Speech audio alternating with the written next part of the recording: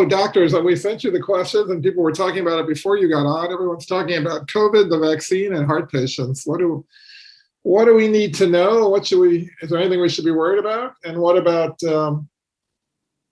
side effects of the vaccine for heart patients? We've had 2 people ask about that before we started today already. Hi, do you want to go first? Yeah, sure. Has anyone in the group been able to get the vaccine yet? Oh, a lot of hands. Great. Congratulations. Excellent. That's great. The rest of you whose hands aren't coming up, your time is coming soon. So hang in there. I know that North Shore is obviously committed to getting everyone vaccinated just as soon as they can. So keep following all their emails and their threads on terms of how to get it done. In terms of heart patients, the questions that probably Justin and I get the most is, I have a heart condition. Can I jump in front of the line? And the answer to that is, unfortunately, no. You still have to, all of us are following the CDC guidance in terms of, and what the Illinois Public Health Department has decided in terms of age and how the rollout goes. And as you know, at North Shore, what they've done is, it's more or less a lottery system in terms of when your name comes up in the age group that they're doing. So everyone has the same fair chance. And to be honest with you, although comorbidities are clearly a risk factor, everyone has some comorbidity of one type or another. So I think from my eyes and from my seat, I think they've done it just as fairly as possible, and they've done a really good job with it. So hang in there. For those of you who didn't get a chance to raise your hand, I just got a screen broadcast. Yeah, I just got that too. Yeah, okay. You guys are hearing me okay? Yes. Okay, good. So that's number 1. Number 2, in terms of the side effects. So everything in life, and certainly every decision in medicine, is about risk versus benefits. Yes, I'm sure there is some very, very, very small risk of these vaccines, and there are a couple side effects, and I can talk about those. But the answer to this question is that the benefits of the vaccine, if you're going to ask me, if you're going to ask an infectious disease doctor, if you're going to ask Dr. Fauci, the benefits far, far outweigh these risks. And that's how we make every decision, whether you're talking to us in the clinic, whether we're making it in the operating room or the cath lab. Everything is about benefits versus risk. And so the benefits of the vaccine are very, very high, and the risks are very, very low. The side effects are really the issue. When I had mine, the first one really was almost a non-issue. I maybe felt the injection, and that was about it. And then I felt when I took the Band-Aid off. The second one, my arm was a little more sore, and I think the 24 hours after the second shot, I was a little bit tired and fatigued, and I think I took a nap the next day. It happened to be, I got the shot on a Saturday, and on the Sunday, I just kind of had a sort of a down, mellow day. And that was about it. Very few people are getting serious side effects. But there are some reported, and you're going to continue to see some reported in the news, and you're going to continue to see some of the dramatic ones. And just remember that, you know, on a percentage basis, you're talking about some fraction of 1% of patients where that's happening to it. So that's just how the news works. So in general, the side effects are very mild. There are some that are reported that are worse, but mostly it's arm pain and fatigue and just kind of feeling a little bit lousy for the next 24 hours, and then it all passes. Those of you that have had it, does that sound about right? We wanted to ask you, I'm just unmuting Bonnie, who's on here too. She and I both had, felt like we had racing hearts after. Really? First dose. I've not seen that in a lot of my patients that have had it. Hyde, No, I haven't heard of patients, and you know, racing hearts and palpitations is, you know, on the benign side, just a symptom of kind of being anxious, and your heart rate gets going. On a the arrhythmia, atrial fibrillation, and I haven't heard of an association between the vaccine and atrial fibrillation at this point. Okay. Yeah, I haven't either, and I was a little concerned after my second dose that I didn't get the real vaccine because I felt nothing for either dose actually, and maybe I have a hypoactive immune system. I don't know, but I found it to be better than my annual flu shot in all regards actually. Okay. Yeah. And I've been getting a lot of questions lately in clinic about now that Pfizer and Moderna are available, there's going to probably be a J&J and Eli Lilly available in the relatively near future as well. And I get a lot of questions about which one to get. And I think that's where we find ourselves, at this point in 2021. If someone calls you and says that you can get vaccinated, don't ask which one, ask what time you can be there to get it. You can talk about efficacy rates and everything else. But the real important thing and what we're really striving to do, obviously to get through all of this, but in the more short and intermediate term, is to avoid, moderate and severe disease, to avoid people getting hospitalized, to avoid people dying, obviously. I spent 6 weeks in the ICU, coronavirus ICU last spring, prior to really any type of proven treatments, prior to the point when we were really trying not to intubate people. And it was a pretty grim time, and hard to watch. And my takeaway from that, 6 weeks of day-to-day seeing this is that it's a very, very unpredictable virus. You saw people in there who you would expect to be in there who were older and had a lot of comorbid conditions. You saw 30-year-old parents in there with no comorbid conditions. I saw a 92-year-old person who I put a MitraClip in come into Glenbrook Hospital with COVID and walk out. And that was someone you would have predicted would have done very poorly. So it's hard to say what's going to happen when you get coronavirus. And that's the scary thing about it. But all of these vaccines have been shown at this point, including with the variants, to prevent people from ending up hospitalized and dying. And that's really what we're striving for and what the most important thing is. And, Hyde, I know that you've seen a lot of the sickest of the sick who get put on ECMO who are younger, and the real heartbreaking cases. Yeah, there absolutely are those. We're still struggling through some of those, but yeah, what Justin said is exactly right. I mean, probably the greatest part of the vaccine is not just that it's 90 or 94% effective. It's that the likelihood of severe COVID and being in the hospital, being in the ICU, was essentially zero. Was my reading of the study. So even if you still get it and have a mild case, you're not going to die of it. And so and if you think about it, that's just astounding that in 1 year we've been able to develop a vaccine that can do that for a disease that was as deadly as COVID is. It's really incredible. I mean, it's just amazing. I have a son who's at college who had COVID, who's only, who being a typical 20-year-old male, caught COVID and lost his sense of taste and smell. Subsequent to which I received videos every night of him eating onions like they were apples and things like that. So, and some of this has been driven by knuckleheads like him, and younger people not exactly doing what they're supposed to do. But from a very personal standpoint, this has gone on for a very long time, and I think it's been hard. I think there's a low-grade anxiety that we've all felt over the course of the last year, that really kind of saps you after a while. And part of the way I've gotten through it is to keep telling myself that it's going to be over soon.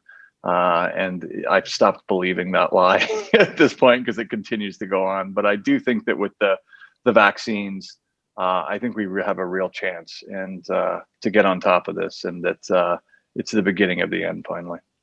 How should people behave after they've gotten the first shot? Right? It's not a free ticket yet, right? They're still.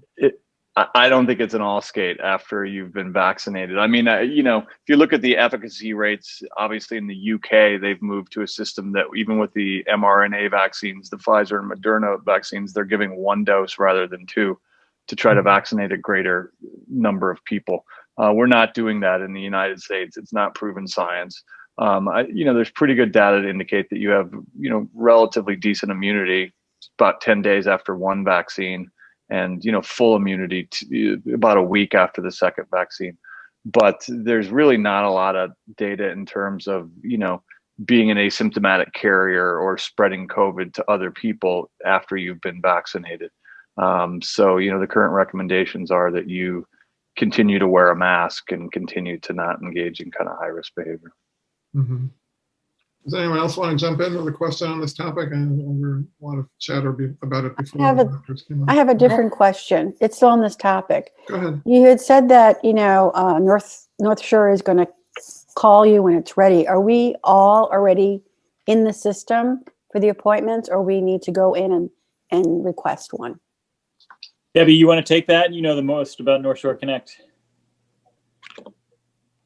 So basically, anyone who's signed up for North Shore Connect right now, you're in a pool, and what they're doing is they're looking at demographics. So they're looking at age and locations, comorbidities right now, and then they put you into a bucket, and those are the people that are getting emails sent out saying we have a number of doses and they're available at this day, and then it gives you the option to sign up for a date and a time to get the vaccine. Okay, so as long as you have an account, they will contact you. As long as you have an account and all of your information on the account is up to date, then yeah, as soon as you're put into whatever the criteria is for getting the vaccine, then you'll get an email when there's availability. Okay, great. Thank you. Because I had a transplant a while ago, and I was just curious when it's going to come up. I have a question. I had Jane. I'm down in Naples, Florida, and we are getting ours through our local Publix, or Jewel or something, basically, and made an appointment. I went today for my first one. My arm is very hot and sore, but my side effect that was a little weird, I got home and I was fine, and all of a sudden I was very dizzy, and I took my blood pressure. It was 90/42. So it was very low, and I don't know if that had to do with the vaccine. It was about an hour after I had it. I have no idea. Is that a side effect? Blood pressure taking a dive? Someone else had said that here too earlier. That happened to her. Huh. Well, there can be allergic reactions, and then if you even just have an inflammatory reaction, kind of like you're talking about with your shoulder being hot and being flushed and sweaty, that's going to make you vasodilated and make your blood pressure low. So, the thing to do when you're going to take the vaccine, for those that hadn't had it yet, just make sure you stay well hydrated the morning of, drink enough water. And then most of the vaccine places, at least at North Shore, they're having you stay after for about 15 minutes. They have snacks, they have water, they have et cetera, and they have a physician there kind of monitoring for these things. I don't know what they're doing in Florida, but that's how we're doing it here. Is it okay to still take a vasodilator isosorbide when we're getting the vaccine? Wouldn't be wrong to hold off for the day. Okay. I think if your blood pressure is that low, I don't think that IMDUR is that critical of a drug that holding one dose is going to be a bad idea. Thank you. Good point. Joni, I have a question. Joni, I want to say can you hear me? Yes. Okay. As far as the North Shore Connect, I got a message today I can make my appointment. Went on, and they, do for the vaccine appointment, and it said we do not have enough vaccine to make you an appointment. So, there's a glitch there. My question is, my husband is very allergic to shellfish. Is that a problem with getting the vaccine? I mean, he's extremely allergic. There's no correlation between a shellfish allergy and the vaccine, as far as I know. Okay, because I heard some reactions to if you have different allergies. I think if you've had severe anaphylactic reactions previously, there is an increased chance of having an anaphylactic reaction to this vaccine. So those are people who definitely need to be monitored after the vaccine is given. And they will. They'll watch you for they'll watch your husband for maybe 15 minutes to make sure that he doesn't develop any symptoms. Okay. And I wanted to ask Dr. Levisay, do the bees make it through this winter? Well, if we're going to talk about my bees died 2 years ago in the polar vortex, and they were Italian bees. So they smoked cigarettes and drank espresso. They never stung me. And I replaced them with Russian bees, who the last 2 years in a row have mercilessly stung me. So I do not wish ill upon any creature on this earth, but if they were not to make it through the winter, it wouldn't break my heart. Or I need to start wearing my bee suit, one of the two. They're probably hacking into your computer system too. Exactly. Any other questions on the vaccine? So the supply issue, that really is everyone's issue, right? There's still not adequate supply, and if it's still kind of week to week for the hospital to know when it's getting doses. Yeah, I only know the same what you guys know from the lay press. I can't tell you what the up-to-date inventory is.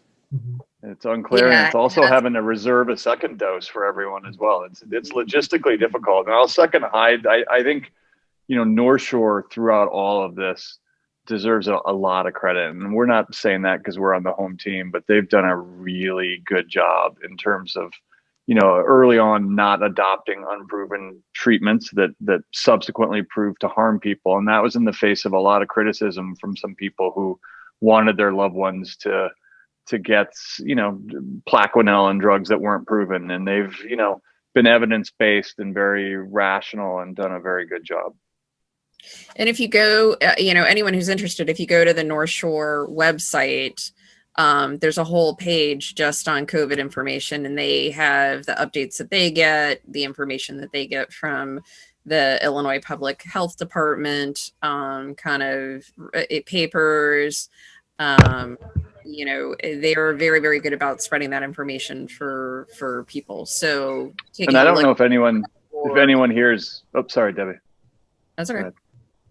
I don't know if anyone here lives in Evanston, but the city of Evanston has done a very good job of getting vaccines to people as well. So I would register with the city of Evanston as well. Yeah, you can actually go on and fill out a form, and then they get back in touch with you through the city of Evanston site.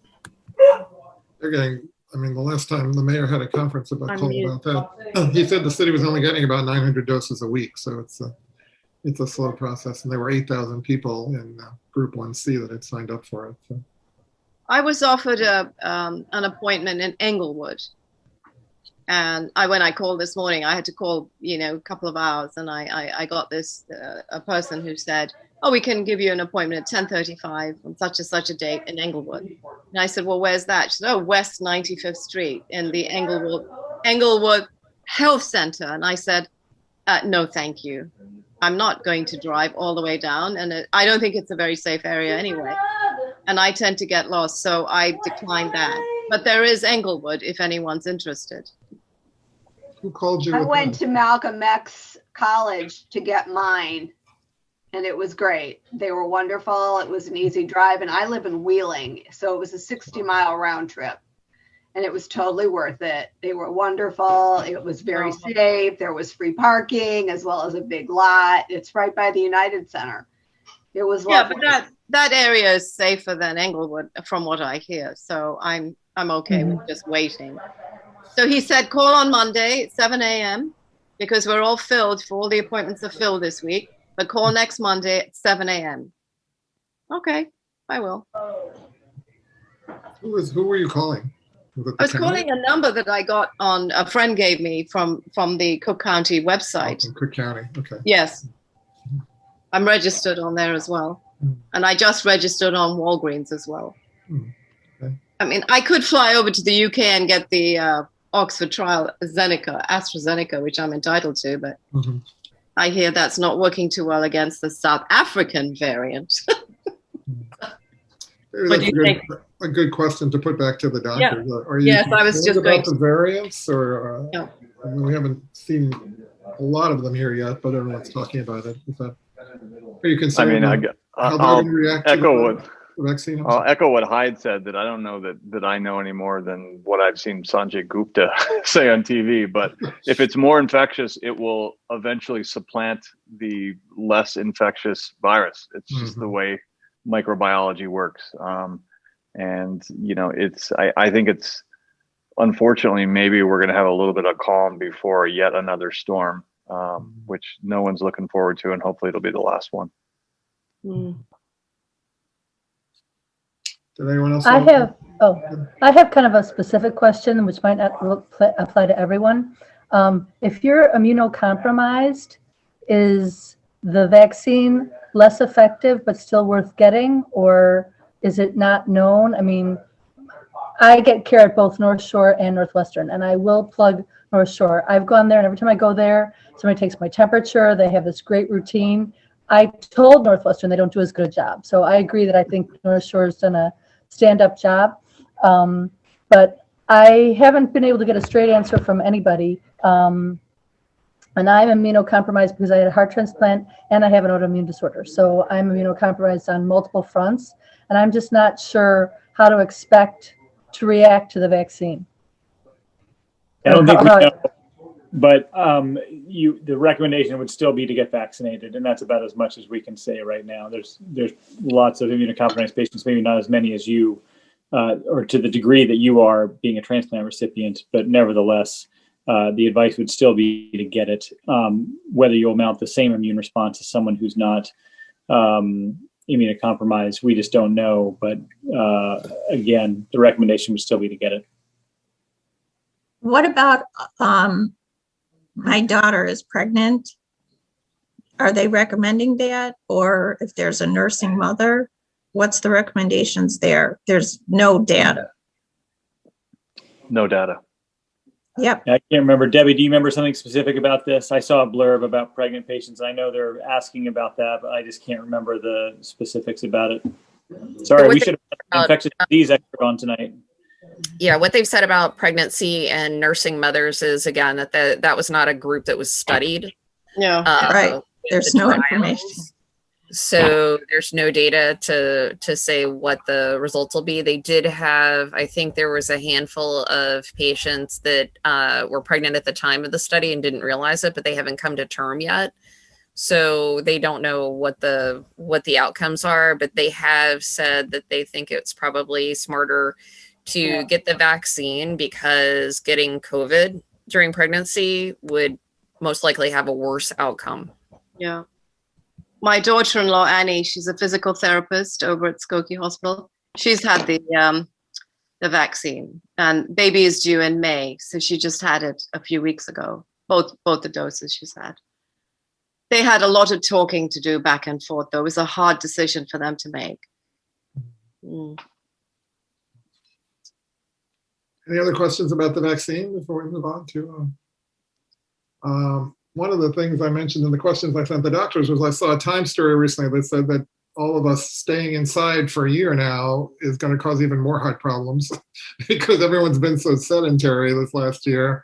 And also people are afraid, in some cases, to go to their doctor or to go to the hospital if they're feeling pains or because they don't want to get COVID in the process. What are you each telling your patients about both those things? I mean, how are you advising people to make sure they exercise more now? And what about the fear of coming in to see you when the virus is still out there? Go ahead, Justin. Well, from my part, I am encouraging people to exercise. I personally think that COVID has disproportionately affected the young and the old. And for different reasons. And I have definitely seen some very deconditioned people, a lot of people in long-term care facilities and places where they're literally confined to their room or a hallway. And they really precipitously, their functional status or ability to move around and do things is decreased. I've seen people gain, a lot of weight. It's difficult to prescribe what kind of exercise to do because there are constraints. There are also constraints placed upon us by merit of where we live, and that we're in the middle of a Midwestern winter. But you need to do something, and it doesn't really matter what, but you need to be active. And all you need is a yoga mat, a floor to do resistance exercises. And if you're creative and want to do it, you can find a way to exercise. On a personal standpoint, I had one of those fancy Peloton bikes that had sat in my house for a year and been used about 10 times. And I ride it 5 or 6 times a week now. And I think it's also, I'm a big believer that regular, cardiac exercise improves the quality of your life to a large degree. It's, there are trials that show that for mild depression, that regular physical exercise is as or more effective than medication in terms of, lifting your mood. So I'm a big believer in it. And in terms of people not coming in, certainly back in, last spring, people were super scared. And we definitely saw people who'd had heart attacks who just didn't come in and rode it out at home. And I saw a couple of complications from heart attacks that some of which I'd never seen in my life, because we're so good at opening arteries before these types of complications can happen. There are things that you read about in a textbook that happened a lot, 35 years ago. I think certainly when it comes to heart disease and any type of chest pain or shortness of breath or worsening symptoms, that the risks of not coming in far exceed the potential benefits of seeing your doctor, or at the very least letting them know what's going on and going from there. There's a lot of videos or Google apps that you can get exercise or yoga or stretching or Zumba. So it doesn't have to be expensive. You can still do it in your home and whenever you decide to. So there's a lot of things available to promote exercise or just any kind of movement that is safe for you. Yeah, John, I go to the gym 3 times a week. I'm 75, and I went to see Dr. Bergelson, the cardiologist. A few weeks ago. He said, "You sound really good. Go take an echocardiogram." And I took it, and they called back and said, "You're perfect." And so it's very, very safe. They stay apart. They spray everything down with a disinfectant, which I, by the way, can make it disinfectant if anybody wants any. And the same thing that's used, it's called Virex 2. It's in use in the hospital as in a gym. But I was able to shovel snow last Monday, not overdoing it, but carefully. But I'm strong now. And I moved my business, sold my business. I moved into the house. We carried boxes. I did a lot of physical work, and I'm doing every day, doing a lot of physical labor. Right. Which gym do you go to? What's that? Which gym do you go to? I go to Planet Fitness on McCormick and Pratt. They're very, very safe. You have to be smart. You wear a mask all the time. You do the right things. And you spray everything down every time you do something. But you're far apart from each other. But you exercise. You do your stuff. And, you mentally, of course, too. You go and you mentally get endorphins and you're feeling better. It's a hard time for everybody, but you got to live your life. That's how I feel. So, Rick, I've got to say something here. I'm sure you learned during cardiac rehab that you were not supposed to shovel snow unless you had the okay from your cardiologist. Well, carefully. Carefully. I didn't do anything heavy, honestly. I'm telling Bruce tomorrow. All right, well, this is we fixed him. He's all good. Yeah. He is amazing. He is just amazing. Yes, cardiology did a great job on him. I do want to say cardiac surgery. Denise, cardiac surgery did a great job on him. Oh, cardiac surgery did a fabulous job on him. Dr. Russell did. There you go. Russell, you did fabulous. That is so true. All right, guys. Is rehab open, Denise? Is the rehab open? Cardiac rehab is open, and we have been open since June, and we opened in Highland Park since May. And we had no cases at all until Thanksgiving. And in honesty and Thanksgiving, there was scattered, one here, one there, but never within the same class. We do not feel that we are spreading it. And we talked to the powers that be at North Shore again. I am very impressed with North Shore as well through this whole pandemic. They've been fabulous. So if you do need to go to cardiac rehab, I think you can feel comfortable. They've started a Tuesday, Thursday, Saturday class so that more people can get in. And that's terrific. So you they're spread out the really equipment a little more, or are you putting people farther apart? Yeah, we have 6 people in a class. Wow. 6 people. We had 10 to 14 before, so Mhm. we did decrease our staff, of course. But yes, in Evanston we have it in little pods. So there are 6 pods. You have a seated piece of equipment or a treadmill, and one of them has an elliptical instead of a treadmill, just because of space. You need like 6 feet behind the treadmill. We clean off everything in between classes, and it's gone well. It's gone well. We've got the education is going again, and everything's going just fine. So not that We're I glad want to it's see you open. guys up there. Congratulations, Denise. We're glad it's open. I apologize to the group. I'm going to have to sign off. I'm getting a call into the hospital I'm going to have to deal with. But you guys all look great. Congratulations. Happy Heart Month, and continue to be well. Be safe. Thank Bye-bye you, now. Doctor. You too. Thank you, Doc. you. So much, Doctor. Yeah. And I'd say, please be careful shoveling snow. I was on call last weekend, and when there's a lot of snow, and I spent a lot of time in the hospital taking care of people who were shoveling snow. Oh, not overdoing it. You know what got me prepared? It was the rehab. Yeah. That's Denise's That's fault. got me. It got me. Like, We told you not to shovel snow, Rick. well, I did it one time. Okay. All right. I'm going to mute you now, Rick, so we can move on from the snow. I'll be careful. Promise.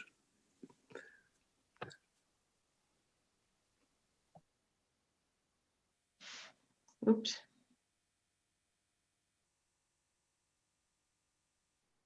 Sorry, John, you're muted. Oh, I muted myself instead of Rick. That's what happened. Oh, okay, I'm back now. I was asking Dr. Levisay, are all procedures being done in the hospital now? Last year at this time, things were being postponed, weren't they, or not done? Yeah, we shut down pretty hard in April, March and April. Right now, yes, we are basically up and running with elective procedures. It's dictated by the amount of COVID in the community, but it's also largely dictated by the number of hospitalized patients and the number of beds. And right now, as of today, I think we had 35 COVID patients in the hospital.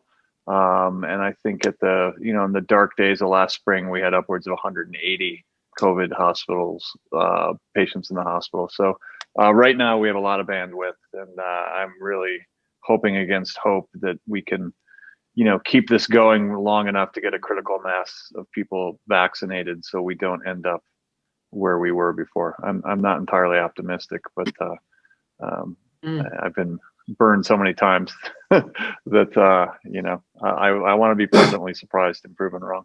Okay. Doctor, are you saying 35 patients across the North Shore hospital system, or just one hospital? Across the system, which Excellent. is it's incredible. We were up to 160 in December, so it's a nice drop off. Yeah. Weren't they sending COVID patients all to Glenbrook at one point, or is that still being done? Yeah, I mean, I think that's one of the commendable things that North Shore did, is that we designated a COVID hospital. And from a purely business standpoint, from North Shore, that was kind of a bold thing to do, to brand one of their hospitals as a plague hospital, basically, and endanger the reputation of a hospital of becoming associated with that. But it was the right thing to do, to cohort, patients with an infectious disease in one place and open up the bandwidth to try to take care of everyone else elsewhere without this, crushing burden of COVID patients. And it's been hard for everyone. It's been hard for us healthcare providers. It's been hard for patients, for families. We're still not letting families come in to visit people for the most part. And there's some truly heartbreaking things that I've seen of people, alone in ICU beds with, begging to see their family and their family begging to see them. And short of an iPad, there's no way to do it. But, it's just the circumstances in which we find ourselves. So in the midst of all this COVID era, what's happening in terms of heart health in general, medications? We're all worrying about our blood pressure all the time. We were talking about that before. Are there new developments there? Are there heart health developments we should be aware of this year? Anything coming later in the year? That's a good question. I think that always we're seeing, there's a whole new class of cholesterol medication coming online that's additive to statins in terms of anyone who's had coronary artery disease that are highly, highly effective. And it's my belief, and as someone who's fixed a lot of people's coronary artery disease on this call, and I've probably done 9,000 caths at this point. I think that coronary artery disease is going to be just a disease that we look back on in 50 years as something that's just no longer as prevalent. I think that the medical treatment of coronary artery disease is progressing rapidly, and it'll, we can really stop it in its tracks. I think it's only going to get better. I think in terms of surgical developments, or at least interventional cardiology and surgery, which kind of overlap, our minimally invasive treatment of heart disease continues to increase exponentially. We've seen transcatheter aortic valve replacements, basically supplant surgical aortic valve replacements in a lot of circumstances. I think that we're going to see, more mitral valve treatments as well. And I think the line between what I do and what Dr. Russell does is going to blur more and more. I've always said that I think that it'd be better to train people to do what I do and what he does. So, that type of doctor does it all and is able to make a decision, with a full quiver of arrows to fix things. And I think that's the future as well. But at North Shore, one of the good things is I do feel that, Hyde and I have a good relationship, and that we work collaboratively. And it's not about us or our egos. It's about what's doing right for patients. And I think at the end of the day, that's the most important thing. And I've definitely worked at institutions where that's not the case, where it's about the doctor's egos. And, I need to be the master of the universe around here. And it's bad for patient care, and it's unpleasant environment to work too. Mm-hmm. What about on the blood thinning side? Anything new happening there? I just had my finger pricked today at the warfarin. Well, I mean, there's been an awful lot that's happened in the blood thinner world over the last 10 years, for sure, Mm-hmm. with the novel oral anticoagulants, as opposed to warfarin. And, I see fewer and fewer people on warfarin. There are still circumstances where warfarin is better, or the more novel anticoagulants where you don't need to get tested have not been proven to work as well. So, there's still a place for I assume you're on warfarin, John? Yeah. Yeah. So, yeah, it all depends on why you take it, and you need to talk to your doctor about that. But for AFib, for instance, I rarely put people on warfarin anymore for something like that. I was going to say it was more an insurance decision for me because of the drug coverage I have. I would keep checking into it because, as these medications are further out, it was a battle to get anyone to take these medications to begin with. And the people, and it was just, the pharmaceutical prices are just crushing if you need to pay out of pocket. It's obscene. But more and more, I get less and less calls from patients about the fact that, why did you put me on a drug that costs $800 a month? Or whatever when it comes to these things, and it's more and more affordable. And a lot of times you can get prior authorizations. So even if it's a medication that your insurance says is going to cost a lot of money out of pocket, if you've tried other anticoagulation medications or things like that, it's paperwork and a lot of phone calls, but that's oftentimes that we can do kind of behind the scenes. So, yeah. I mean, don't rule it out, but yeah, warfarin pretty much is the least expensive of all of those novel ones now. Yeah. And that's why your insurance company wants you on it. I was just going to say, someone asked a question in the chat, just to explain the difference between what you and Dr. Russell do, because I haven't heard you speak before in this forum.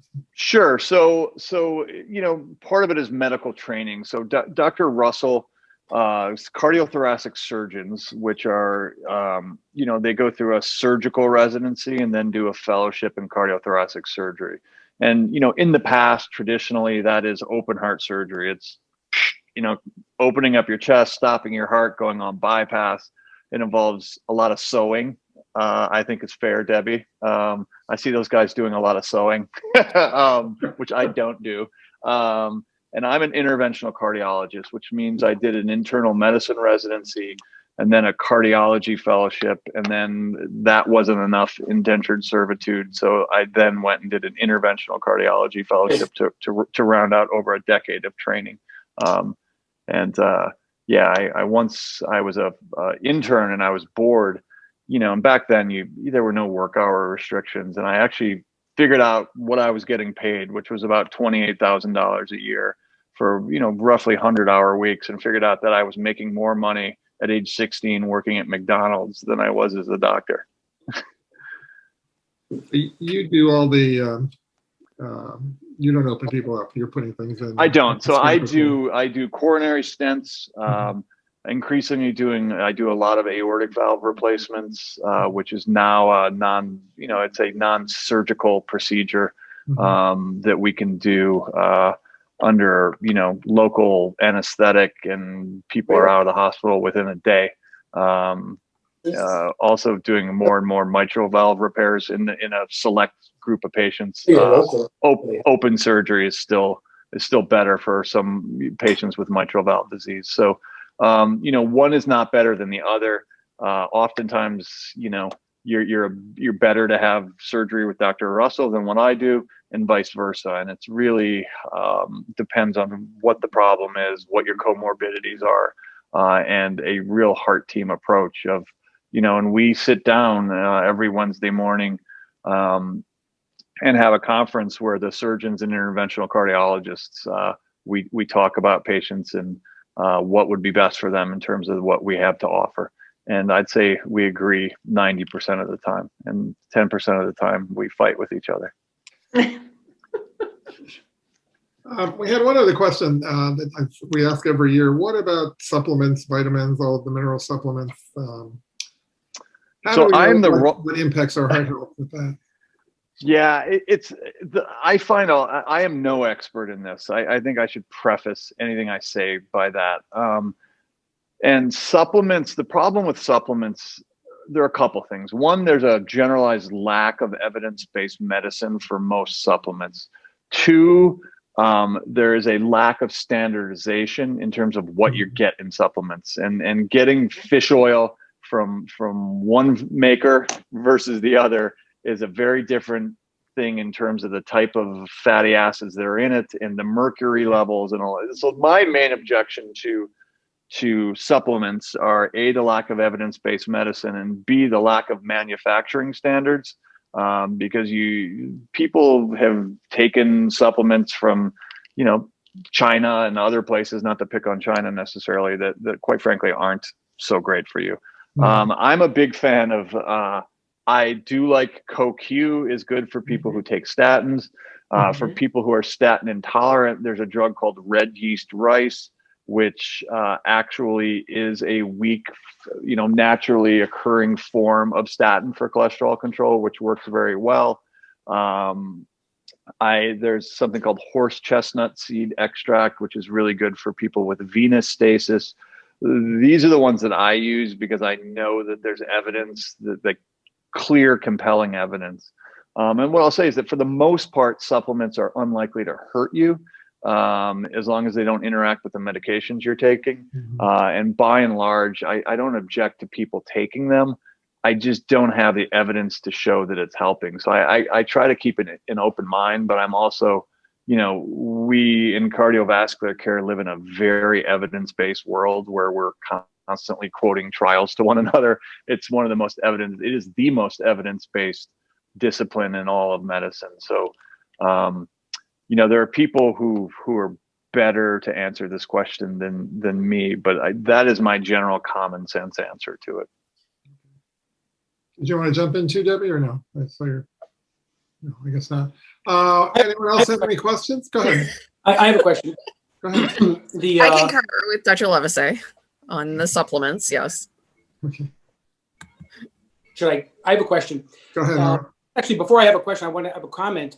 I have not been in front of this many faces this year. And it's, what I realize, it's how great it is to see all these faces, because I see masks all the time. And so this is really good. And it's and I also realize it's not just the face, because not everybody's that good looking. It's the smiles. I just haven't seen smiles. So that's nice. But my question is, Doc, the intersection between sleep apnea and heart disease.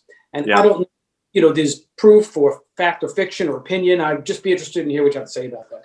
Yeah, I personally think that sleep apnea is one of the most overlooked disease states that affects cardiovascular health. And it's really consistently surprising to me how much people don't think about sleep apnea. There's definitely an effect on cardiovascular health. There's an effect on blood pressure. There's an effect on cardiac arrhythmias that's definitively proven. With severe sleep apnea, we start to see on echocardiograms dilation of the right side of the heart, something called tricuspid regurgitation, which is a leaky valve. I see, I probably once a week refer someone to sleep medicine on the basis of what their echocardiogram looks like, on the basis of, complaints of generalized fatigue or arrhythmias. And I think there's a big association. And we used to only think of sleep apnea and happening in people with short necks who were, 50, 100 pounds overweight. But that's not the case. I see rail thin people who have profound sleep apnea. Thank you. Well noted. Yeah, and I mean, CPAP is, I also very few things I see people show up who don't want to get tested because they don't like the cure. I mean, CPAP is not sexy. Strapping that thing onto your face to go to sleep at night is not a sexy look, but it changes people's lives. And people who wear it, they hate it for 2 weeks, and then after that, they're trying to figure out a way to bring it on vacation with them because it makes them feel so good. Beats a BPAP. Yeah.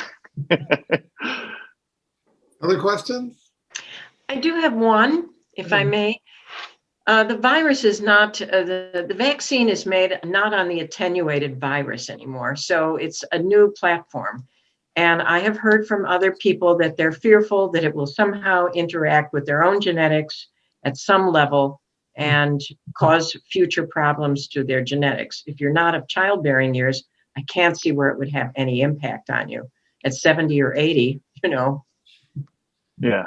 I mean, we can get into a philosophical discussion of science and the laws of unintended consequences.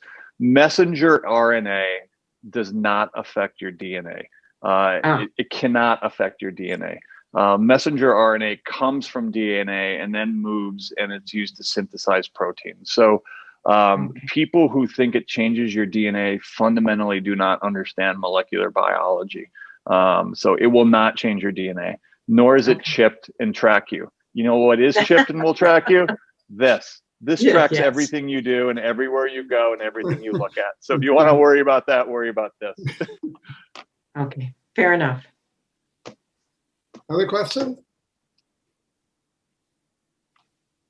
No?